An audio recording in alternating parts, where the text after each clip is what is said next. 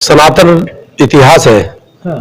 वो 1 अरब 96 करोड़ 8 लाख 53 हजार वर्ष का इतिहास है। एक बात बताइए, आप 3 तलाक पे आज तक इनका कोई बयान क्यों नहीं आया?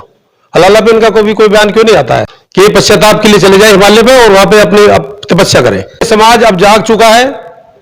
बहुत वर्षों तक इन्होंने समाज को तोड़ने का काम किया था, लेकिन ये समाज अब जाग चुका है और ये समाज संगठित होकर के जिस प्रकार की ये भावना को लेकर के 2024 को टारगेट करके भाषा बोल रहे हैं, ये हम सब जानते हैं और समाज भी जान रहा है। जम्मू कश्मीर में पिछले 70 सालों में जो हमारे एससी वर्ग के भाई थे, जिनको कि ये केवल इन्होंने ये तय कर लिया था कि इनको जीवन भर और पीढ़ी दर पीढ़ी समाज में सफाई का काम करना है। चाहे आदरणीय मोदी जी के नेतृत्व में जिस प्रकार से 370 को हटा करके वहां विकास के साथ में जोड़ करके सभी वर्गों को साथ लेकर के उस कलंक को हटाने का काम किया है।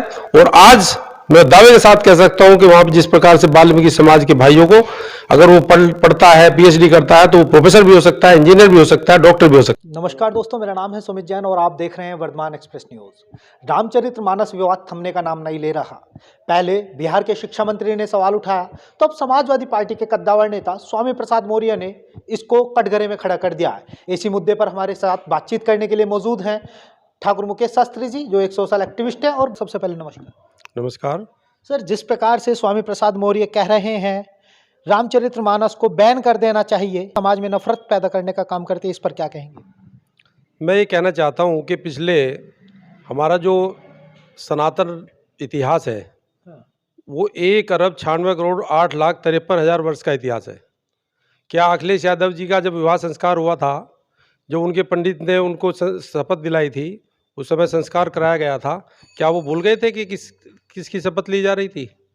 क्या अखिलेश यादव जी को ये नहीं देखना चाहिए कि मेरे कार्यकर्ता किस प्रकार की भाषा बोल रहे हैं?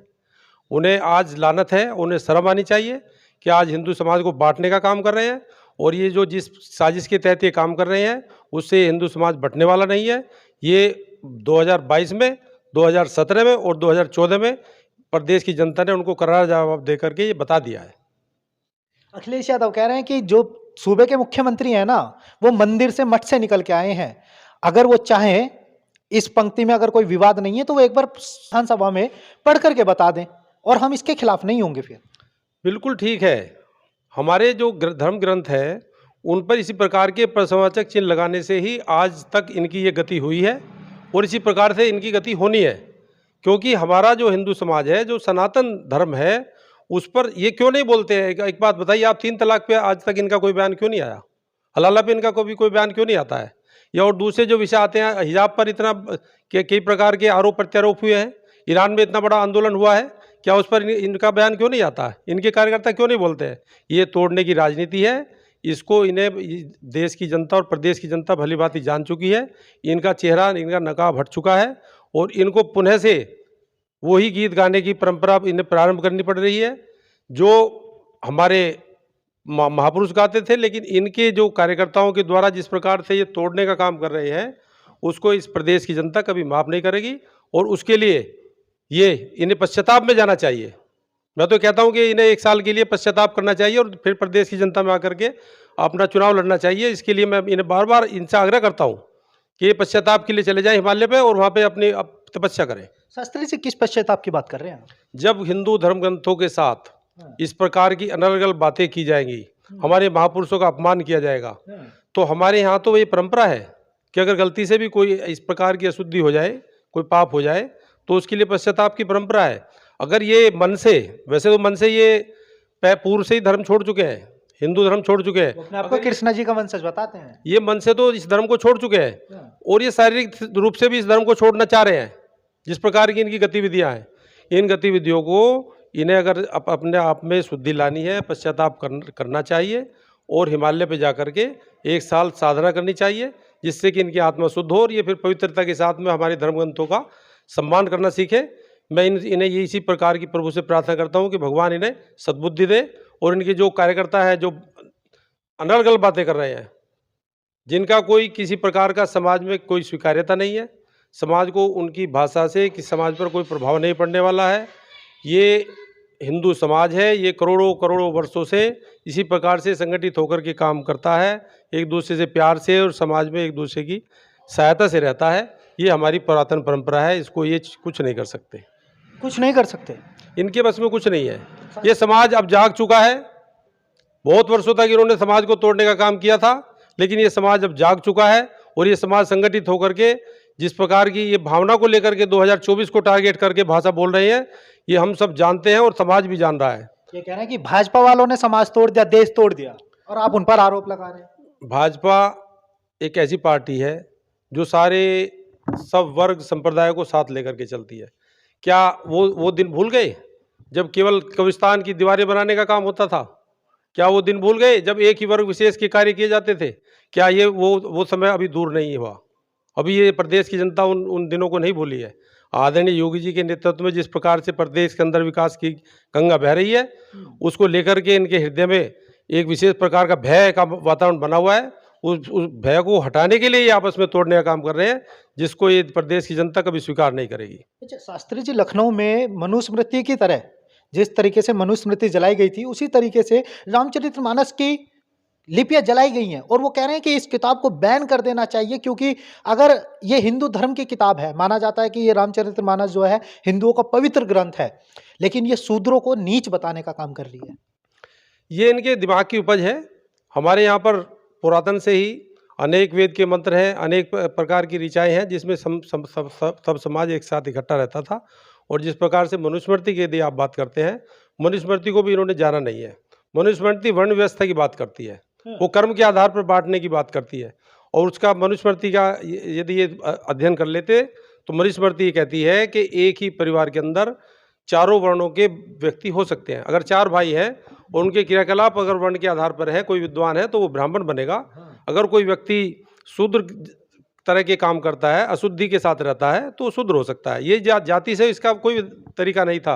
वह मनुस्मृति में जाति को लेकर के कोई इस प्रकार का विधान नहीं बताया है। उसमें वर्ण व्यवस्था की व्याख्या की गई है, जिसको इन्होंने जाना नहीं और उसको समाज में बांटने का काम मनुस्मृति के माध्यम से ये लोग कहते हैं। लेकिन हमारी मनुस्मृति ये कहती है कि ये समाज में वर्ण व्यवस्था थी, जिसके माध्यम से एक परिवार के अंदर चारों वर्णों के व्यक्ति भी हो सकते हैं। अच्छा, शास्त्री जी, देश जो है संविधान से चलता है। 75 साल हो गए हमारी आज़ादी को, लेकिन आज भी कहीं ना कहीं आपको नहीं लगता कि शूद्र जो है अछूत बता दिया जाता है? शूद्रों के साथ अभी भी कहीं ऐसी जगह है जहाँ पर अत्याचार होता है और उनको सामाजिक रूप से मुख्य धारा में बहुत पीछे रह गए हैं वो लोग। बिल्कुल, इनके जो 70 सालों के पूर्व की सरकारों के जो क्रियाकलाप थे, जिन्होंने समाज को बांटने का काम किया था, ये उसी की परिणति थी। लेकिन जब से आदरणीय मोदी जी और योगी जी के नेतृत्व में देश और प्रदेश में सरकारें आई हैं, समाज के सभी वर्गों को साथ लेकर के जिस प्रकार से भारतीय जनता पार्टी काम कर रही है, उसको लेकर के ये बहुत डरे हुए हैं और उसी के आधार पर इस तरह की अनर्गल बातें करके समाज को बांटने का काम कर रही है। ये समाज पे इनकी बातों का कोई प्रभाव नहीं पड़ने वाला। अच्छा, अभी के पार्टी के नेता हैं, एक बीजेपी नेता, वो सोशल मीडिया पर लाइव आकर कहते हैं कि अखिलेश यादव जी, आपने कभी मुस्लिम समुदाय की किताबों को या किसी भी अन्य धर्म के लोगों की किताबों को जलवा कर देखिए? आपने जिस तरीके से रामचरितमानस को जलवा कर दिखवाया है, इस देश में, इस प्रदेश में बवाल खड़ा हो जाएगा। भारतीय संस्कृति में हिंदू अपनी एक विचारधारा के साथ रहता है। भारतीय संस्कृति में हिंदुओं ने जिस प्रकार से हजारों वर्षों से अनेक प्रकार के आक्रमण सहे हैं, हिंदू सहनशीलता के साथ में अपने धर्म का पालन करते हुए और आज के संविधान का पालन करते हुए जीवन व्यतीत करता है। अखिलेश यादव जी को ये सोचना चाहिए कि एक ही धर्म पर हमला करने से उनका उत्थान नहीं होने वाला है, और वो अगर एक ही तुष्टीकरण की वही राजनीति से बाहर नहीं निकलेंगे तो एक दिन उन्हें लुप्त प्राय प्राणी कहा जाएगा, जो कि भारतीय राजनीति में जिनका कोई नाम लेने वाला नहीं बचेगा। लेकिन शास्त्री जी, आपने सुना होगा 2022 के चुनाव, विधानसभा चुनाव के समय उनके सपने में कृष्णा जी आए थे, और आप कह रहे हैं कि वो एक ही धर्म के प्रेमी हैं, वो हिंदू धर्म को टारगेट करते हैं। भगवान श्री कृष्ण जी ने उन्हें स्वप्न में कहा था कि आपका समय पूर्ण हो चुका है, अब आप विश्राम करें, और आपके क्रियाकलापों का, आपका पाप का घड़ा भर चुका है।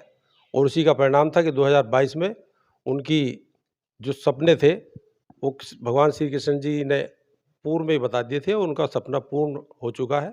अब ये जो हमारे धर्म ग्रंथ है, जिस पर चर्चा केवल विद्वानों, ऋषियों और महात्माओं का कर्तव्य था, आज ये अनर्गल, अनपढ़, गंवार, निठल्ले ऐसे लोगों के द्वारा अखिलेश यादव जी, वो विदेश से पढ़ के आए हैं शास्त्री जी, वो विदेश से पढ़ के आए हैं, आप उन्हें अनपढ़ बता रहे हैं। केवल एक पुस्तक पढ़ने से या केवल एक चीज़ के करने से, जब तक कि संस्कारों में, हमारे व्यक्तित्व के अंदर उस शिक्षा का प्रभाव नहीं होता है, तब तक वो अपने कार्यकर्ताओं के माध्यम से जिस प्रकार से वो कार्य कराना चाह रहे हैं, उससे कुछ लाभ होने वाला नहीं है। अच्छा, लगता है 2024 का चुनाव है, इसी मद्देनजर ये बयानबाजी, कभी रामचरितमानस, कभी बागेश्वर धाम, भावनाओं को ठेस पहुंचाया जा रहा है। बिल्कुल, ठीक कह रहे हैं आप। इसी प्रकार से ये अनर्गल बातें करेंगे, इसी प्रकार से तोड़ने का काम करेंगे और अभी तो चुनाव आने दो, ये और नए-नए मुद्दे उठाएँगे। अच्छा, व्यक्तिगत टिप्पणी चाहूंगा कि शूद्र हिंदू समाज का अभिन्न अंग है या नहीं है आपके अनुसार? वर्ण व्यवस्था के आधार पर मैंने बताया आपको कि एक ही परिवार के अंदर चारों वर्ण व्यवस्था के व्यक्ति रह सकते हैं, ऐसा महाराज मनु ने लिखा है। अखिलेश यादव तोड़ने का काम कर रहे हैं, आप गले लगाने का काम करेंगे शूद्रों को? हमने तो पहले से किया। मैंने बताया कि जम्मू कश्मीर में पिछले 70 सालों में जो हमारे एससी वर्ग के भाई थे, जिनको कि ये केवल इन्होंने ये तय कर लिया था कि इनको जीवन भर और पीढ़ी दर पीढ़ी समाज में सफाई का काम करना है, चाहे कोई उस परिवार का व्यक्ति पीएचडी भी कर लेता है। जम्मू कश्मीर के अंदर ये व्यवस्था इनके द्वारा की गई थी कि चाहे कोई व्यक्ति पीएचडी भी कर लेता है, अगर वो किसी एक विशेष वर्ग का है, वाल्मीकि समाज का है, मैं पुनः से कहता हूँ वाल्मीकि समाज के व्यक्ति के लिए इन्होंने व्यवस्था बनाई थी कि वो उस व्यक्ति को सफाई का ही काम दिया जा रहा था। आदरणीय मोदी जी के नेतृत्व में जिस प्रकार से 370 को हटा करके वहाँ विकास के साथ में जोड़ करके सभी वर्गों को साथ लेकर के उस कलंक को हटाने का काम किया है, और आज मैं दावे के साथ कह सकता हूँ कि वहाँ जिस प्रकार से वाल्मीकि समाज के भाइयों को अगर वो पढ़ता है, पीएचडी करता है, तो वो प्रोफेसर भी हो सकता है, इंजीनियर भी हो सकता है, डॉक्टर भी हो सकता है। ये परंपरा, ये कार्य जिस प्रकार से आदरणीय मोदी जी के नेतृत्व में सभी वर्गों को साथ लेकर के किया जा रहा है, इन्होंने नहीं किया था, इन्होंने बांटने का काम किया था, इन्होंने इसी प्रकार से दूषितपनता के साथ अपना काम किया था।